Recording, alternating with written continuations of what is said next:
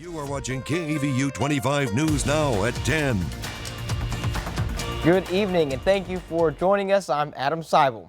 The Texas House has voted to impeach Attorney General Ken Paxton. The GOP-controlled State House of Representatives voted 121 to 23 to adopt 20 articles of impeachment. District 30 Representative Jeannie Morrison was one of the 23 who voted no on Paxton's impeachment. The historic vote temporarily suspends Paxton, a Republican, from his duties over claims of bribery, abuse, and public trust, and other allegations. The focus now shifts to the Texas Senate for a trial. It will take 2/3 of support from senators to permanently remove Paxton from office. The impeachment comes after months of investigations led by a bipartisan Republican majority committee in the Texas House. Moments after the vote, Paxton's office said the impeachment was, quote, based on totally false claims. The vote empowers Texas Governor Greg Abbott to appoint an interim replacement. Paxton has served as Attorney General since 2015. Only 2 officials in Texas's nearly 200-year history have been impeached. Former President Donald Trump and Senator Ted Cruz defending Texas Attorney General Ken Paxton. Trump made remarks on Truth Social today. He said what's happening to Paxton is unfair, and he hopes Republicans in the State House agree. Texas Senator Ted Cruz echoed Trump's comments and said what's happening to Paxton is a travesty. Cruz says Paxton is the strongest conservative attorney general in the country and says the state legislature should respect the choice of Texas voters. So this brings us to your viewer poll. You can scan that QR code to vote on your screen right now. So the question is, do you agree with that decision? Should Texas Attorney General Ken Paxton be removed from office? Let's take a look at these results. 78% say yes and 22% say no. Thank you for voting. Come to crossroadstoday.com/vote to participate. An Amber Alert still active for 2 missing girls. 2-year-old Zelia Falks and 9-year-old Camille Brown Skies were last seen in the 3200 block of Boldmore Drive in San Antonio. The suspect, 28-year-old Khadijah Falks, that's her right there on the screen. If you have any information, call 210-207-7660. President Joe Biden and Republican House Speaker Kevin McCarthy have reached a tentative agreement on a debt ceiling deal. That's according to Speaker McCarthy, who says they've come to an agreement in principle that is, quote, worthy of the American people. Treasury Secretary Janet Yellen has warned that without an increase to the U.S. government's $31 trillion debt ceiling by June 5th, the government would run out of cash to pay its bills. Republicans have demanded that any deal must cut federal spending. House Speaker Kevin McCarthy talked about the deal tonight. I just got off the phone with the president. I talked to him twice today, and after weeks of negotiations, we have come to an agreement in principle. We still have a lot of work to do, but I believe this is an agreement in principle that's worthy of the American people. It has historic reductions in spending, consequential reforms that will lift people out of poverty into the workforce, rein in government overreach. There are no new taxes, no new government programs. McCarthy says he plans to post the text of the bill tomorrow and then have a vote on the bill on Wednesday. The Victoria County Veterans Council will host its annual Memorial Day ceremony Monday. The ceremony begins at 11 a.m. at De Leon Plaza in downtown Victoria. There will be a ringing of the bell as names of deceased veterans are read aloud. The council will then have a wreath-laying ceremony. And Warriors Weekend will host its Memorial Day services later that evening at 8:15 Monday night at the Field of Honor, which is next to Parkway Church, 4802 North John Stockbauer Drive. There will be a flag retirement and a reading of the 441 names of Golden Crescent Patriots who have been killed in action while serving in the military. All right, Howie, so it sounds like we've got some events on Memorial Day for Monday. What's the weather looking like this weekend and into Monday? Should have had those events Saturday and tomorrow, Adam, because, yes, the rain looks to move back into the crossroads. Yes, we don't want that when we're having some type of festivities. Here's what we got right now. Just really light showers. Most of this activity probably not even reaching the ground, probably evaporating before making its journey to the surface. But as I open up the view here, wider view, you're seeing some storms out to the west.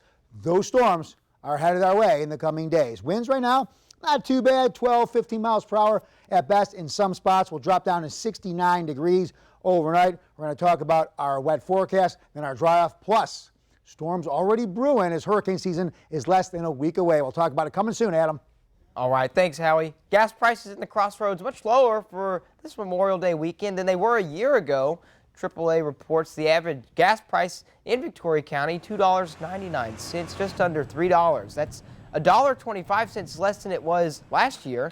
The lowest average gas price in the crossroads is in Goliad, $2.95, and AAA reports the average gas price in the state, $3.13 a gallon. And Memorial Day road trips are up 6% last year. In Texas, TxDOT's reminding motorists and their passengers to click it or ticket this holiday weekend. From today through Sunday, June 4th, law enforcement from around the state will be ticketing anyone who's not buckled up. State law requires every person in a vehicle be secured by a seatbelt, whether you're riding in the front or back seat, and fines and court costs for failing to wear your seatbelt can add up to $250 or more. And millions of Americans hitting the roads and skies for the long Memorial Day weekend. Numbers not seen since before the pandemic. The TSA tracking more than 2.7 million travelers on Friday. That's the highest volume since Thanksgiving of 2019. Long lines across the nation's airports, but cancellations appear to be at a minimum. Tonight, TSA recording its highest checkpoint volume of the year on Friday, with more than 2.7 million travelers hitting the skies in a single day. A lot more people traveling this year in comparison to last year. Friday's surge of passengers breaking pre-pandemic records in numbers not seen since 2019. I'm still surprised about the line right now. I thought I'm like 2 hours, I'd be okay, but I'm kind of looking, that's kind of long, but I'll make it. Nearly 3.4 million people expected to take to the skies over the holiday. That's up 11% from 2022 and 5.4% from 2019. The unofficial start of the summer already taking off, with packed airports across the country. The holiday scramble is on. TSA lines stretching all the way into the atrium. Here in Atlanta, we could see more than 2 million passengers up until May 31st. On Friday, Delta and American Airlines saw 0 cancellations, United 2%. And it's not just the skies seeing a flurry of traffic. This weekend, more than 37 million are hitting the roads. That's about 2 million more than last year. I have a lot of travel plans for the summer and don't need to travel this weekend with all the hustle and bustle, and I'll leave on a day when it's not so busy and come home when it's not so busy either. And experts say if you are hitting the roads on Monday, try to avoid heading out between noon and 3 p.m. That's when the day's heaviest traffic is expected. Elwin Lopez, ABC News, Atlanta. Grab your cell phones, Crossroads. You can scan this QR code right there on your screen. Now that's our quick response code. You can download our free Crossroads Today app, and you can watch us anytime, anywhere, and take you with you wherever you go and get breaking news alerts and vote in our viewer polls. You can also learn about ongoing contests right there on the app. And you can also submit news tips and photos. Stay with us. Coming up, a terrifying shootout on a bus in North Carolina. A bus driver and a passenger exchanging gunfire. If you're driving on Monday, Memorial Day, ooh, look what we got here. That could cause some problems on the roadways. We'll talk more about it in just a bit.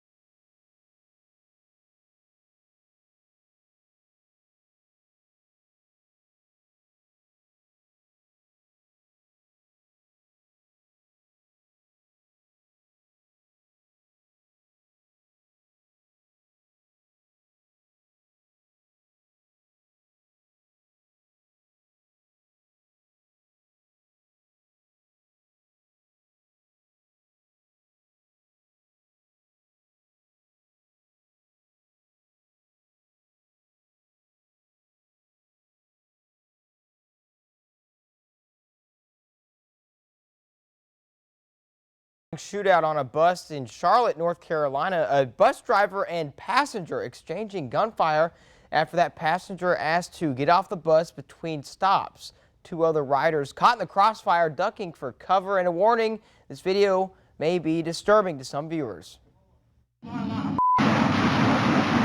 Tonight, newly released surveillance video showing the harrowing moments inside a Charlotte bus. A shootout between a driver and a passenger, with other passengers caught in the crossfire. Transit officials say last week, 22-year-old Omari Tobias began arguing with driver David Fullard after asking to get off between stops. Tobias then pulling out a gun, Fullard then pulling out his own gun, and the shootout begins. Bullets shattering the plexiglass window of the driver's cab. 2 other passengers ducking for cover. The driver wounded in the arm, Tobias shot in the abdomen. Fullard continuing to shoot at Tobias after he crawls away and runs off the bus. Both are recovering from their injuries. And tonight, that driver off the job. We don't want anyone possessing weapons on our vehicles. The transit system saying he didn't properly de-escalate the situation and was not allowed to bring a gun to work.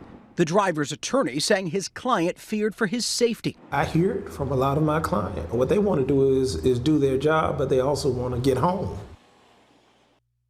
In a deadly shooting at a Walgreens, a family now suing the store, the security company, and one of their security guards. Police say the guard was trying to stop one man from shoplifting. Tonight, as California's Attorney General reviews this surveillance video showing a store security guard fatally shooting a shoplifting suspect, the anguished parents of the victim, Banco Brown, speaking out. I would like murder charges brought against Michael Earl Wayne Anthony. San Francisco's district attorney deciding not to file charges against Anthony due to insufficient evidence. Tonight, the state AG saying he'll take a look at the case.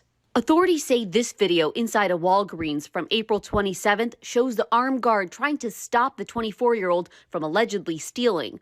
The 2 tussling on the ground. Anthony telling investigators the suspect spit on him and repeatedly threatened to stab him before lunging toward him. I felt like I was in danger. I felt like I was going to be stabbed. Officials say the guard then shot Brown in the chest. No knife was found. Overnight, Brown's family filing a wrongful death lawsuit against Walgreens, the security firm Kingdom Group, and the guard. Walgreens did not respond to a request for comment. Kingdom Group Protective Services telling ABC News, "We are fully cooperating with law enforcement, and they are deeply saddened by Brown's death, but cannot comment further." The lawsuit coming just 2 days after Brown's funeral. I want justice. I don't want nobody sugarfooting around. And as for the security company, the Chronicle reported earlier this week that Walgreens cut ties with them. Soreen Shah, ABC News, Los Angeles. And memories of the fallen and the true meaning behind this Memorial Day weekend. At Arlington National Cemetery this week, more than 1,000 service members from the 3rd U.S. Infantry Regiment, known as the Old Guard, honoring our nation's fallen heroes, placing American flags in front of more than 270,000 headstones, the tradition in its 75th year. In Boston, hundreds of volunteers arranging more than 37,000 flags at the Soldiers and Sailors Monument. For the men and women who gave our nation the last full measure of service in all wars. Across the country, Americans young and old paying their respects. Some of them gave the ultimate sacrifice for us, and we must remember them and we must show them honor. Memorial Day especially poignant for Gold Star families, keeping the names and memories of their fallen loved ones alive. My son is Specialist Zachary Charles Moore. He died in 2017. He was 23 years old. He was everybody's best friend. He was so loved. He was so fun. For all of us in the Gold Star community, Memorial Day, we feel it coming. We need to remember those who were lost. For more on today's news stories, you can come to crossroadstoday.com. Don't forget to submit your birthday wishes. Carolina Strain will read them live on 25 News Now Sunrise. And you can also submit a local military hero, which will air this coming Tuesday, so we can recognize them. So Memorial Day weekend began Friday. So if you got Friday, Saturday, Sunday, 3 out of 4 days is not bad to stay rain-free. But the 4th day, that might bring us some rain. We're going to talk about it coming up.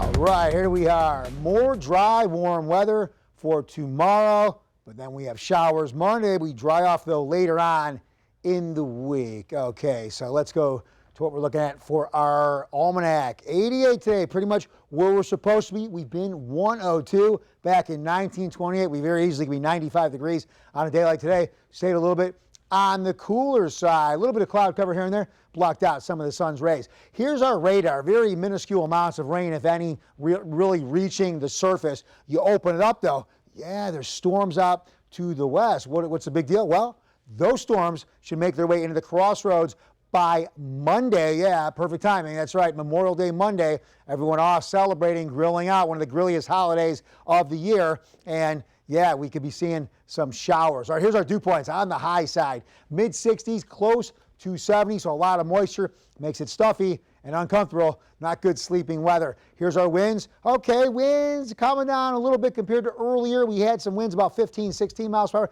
Now maybe 5 to 10, 12 mile per hour winds. That could help with a little bit of a fog problem. Probably not going to see any fog as the winds are just strong enough. All right, high pressure's out there, keeping us on the dry side, but that high is going to start to move off. And then what's going to happen? Moisture is going to head our way with some storms. We're going to see some moisture push in from the Gulf. Then the energy we have from the sun, that creating that unstable atmosphere by early morning or maybe 1 o'clock, 2 o'clock on Monday, that is, we could start to see some showers and maybe even some hardcore heavy downpour. That's right, on Monday for Memorial Day, maybe 1 to 3 inches of rain as these storms move into the area. And then for Tuesday, we could see more showers here in the crossroads before we dry off. Let's take another look at our other future tracker. Here's what we got. So some showers, not really on the small side, if any, but then by Monday, the storms look to reach us. We can see some pockets of some heavy showers, and this rain looks to keep on going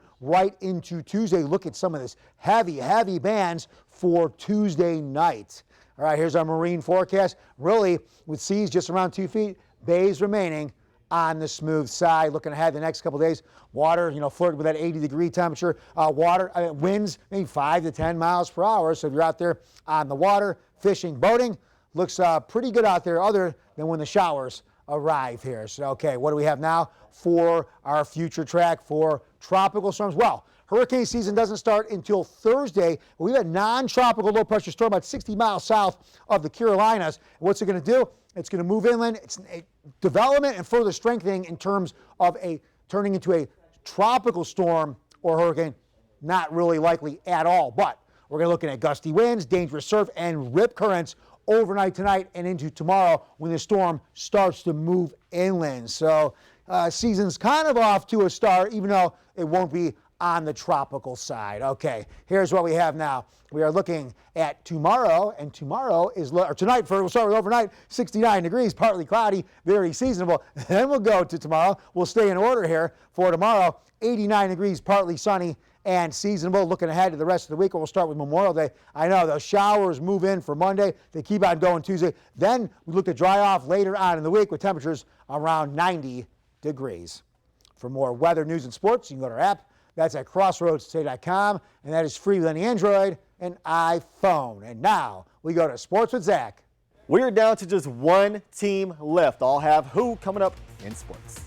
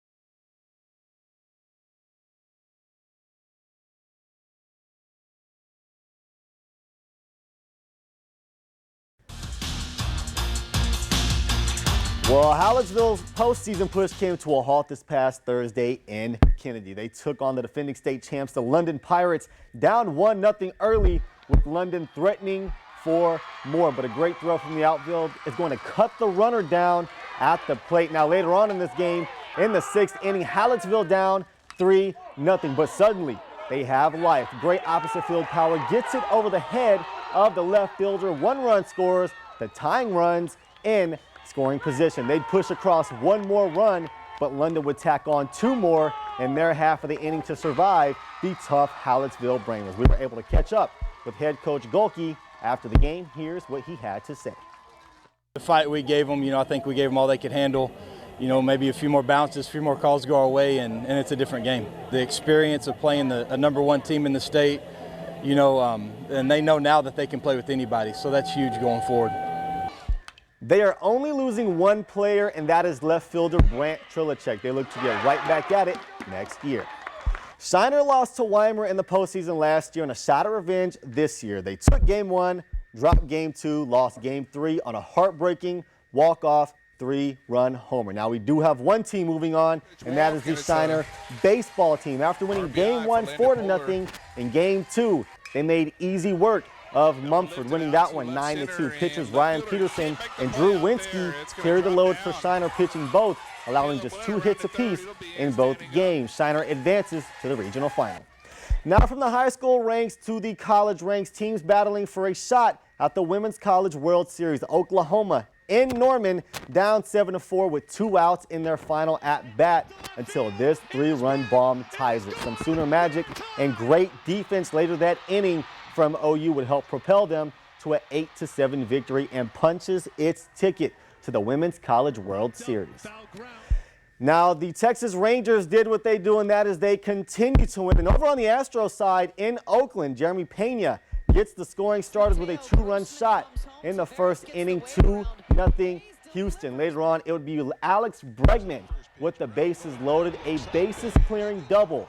Pretty much put that game out of reach. The Astros would go on to win 6-3. Well, we've got quite the storyline in the NBA. No team has ever come down from a 3-0 deficit. Well, tonight, they had a chance to tie the series. Jaylen Brown said, "Don't let us get one." Now they've got 3. Just final moments ago, a miraculous buzzer beater. Next up, Game 7. That's it for your sports. Adam, back to you. All right, thanks, Zach. Stay with us. Coming up, the city of Chicago pays tribute to fallen soldiers and Gold Star families.